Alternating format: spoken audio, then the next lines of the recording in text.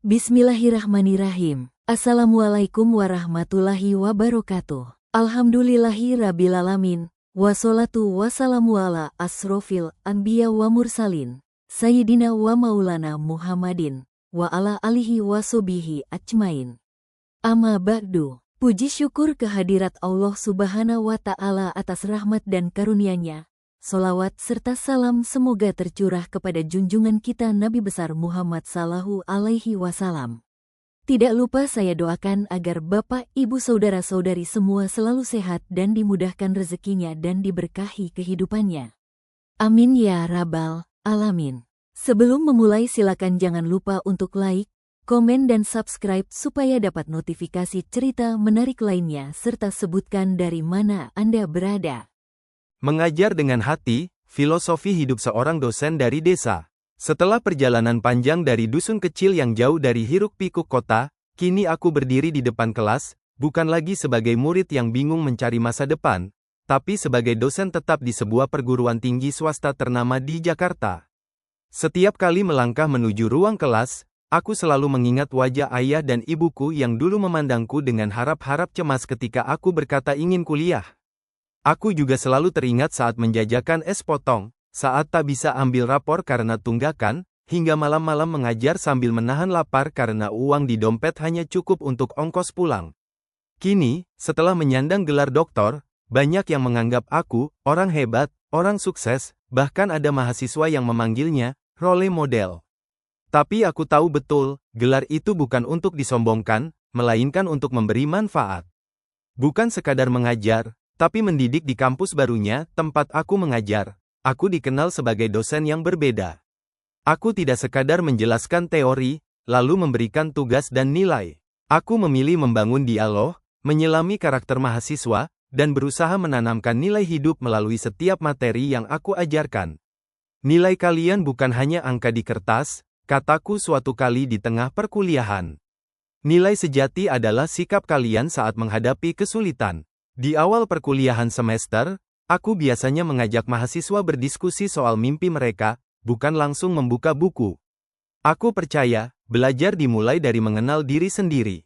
Metode mengajarku sederhana, tapi bermakna. Aku sering menggunakan kisah nyata, perumpamaan dari kehidupan desa, dan refleksi keagamaan untuk menjelaskan konsep bahasa Inggris atau teori pendidikan. Saat menjelaskan tentang critical thinking, aku bertanya, kalian pernah melihat anak kecil di desa cari kayu bakar? Mereka harus tahu mana ranting kering dan mana yang masih basah. Kalau tidak kritis memilih, nanti apinya tak nyala. Sama, kalau kalian tidak belajar berpikir kritis, hidup kalian akan sulit, menyala, juga. Para mahasiswa tertawa, tapi juga mengangguk. Bahasa yang sederhana, namun menyentuh. Aku menjembatani dunia teori dengan kenyataan hidup. Bagiku, kampus bukan menara gading, tapi tempat menempa kehidupan. Aku punya 3 prinsip sederhana dalam mengajar. 1. Mengajar dengan niat ibadah. Setiap ilmu yang saya sampaikan, semoga jadi amal jariah, ucapku dalam hati sebelum mulai kelas. 2. Melihat mahasiswa seperti adik sendiri. Aku tak pernah merendahkan mahasiswa yang nilainya kecil atau tidak aktif. Aku percaya, semua orang punya proses dan waktu untuk tumbuh. 3. Mengajar dengan empati, bukan emosi. Jika ada mahasiswa terlambat atau tugasnya belum selesai, aku tak langsung marah. Aku lebih suka bertanya, apakah ada kendala? Karena aku tahu, tidak semua orang punya rumah senyaman rumahku sekarang. Aku pernah jauh lebih sulit. Dalam banyak kesempatan, aku tak pernah lupa menyisipkan pesan, saya bukan orang pintar. Saya hanya anak kampung yang tidak menyerah. Kalau saya bisa sampai di sini, kalian juga bisa, dengan doa, usaha, dan keberanian untuk bermimpi. Mahasiswa yang mendengar sering terharu. Beberapa bahkan termenung karena merasa sedang didorong bangkit dari keterpurukan. Mendengar lebih banyak, menggurui lebih sedikit dalam keseharianku, aku dikenal mudah diajak ngobrol. Aku tak segan duduk di kantin bersama mahasiswa, bertanya kabar, bahkan sesekali berdiskusi dengan mahasiswa menyusun proposal skripsi di luar jam kuliah. Aku percaya, dosen yang baik bukan hanya pandai bicara, tapi juga pandai mendengar. Karena banyak mahasiswa hanya butuh sedikit dorongan, sedikit dipahami, untuk menemukan semangatnya kembali. Aku sadar, Aku bukan siapa-siapa dibanding tokoh besar di dunia pendidikan. Tapi aku percaya, dunia tak butuh pelita besar saja. Dunia juga butuh lilin-lilin kecil yang menerangi sudut gelap yang tak terlihat orang lain.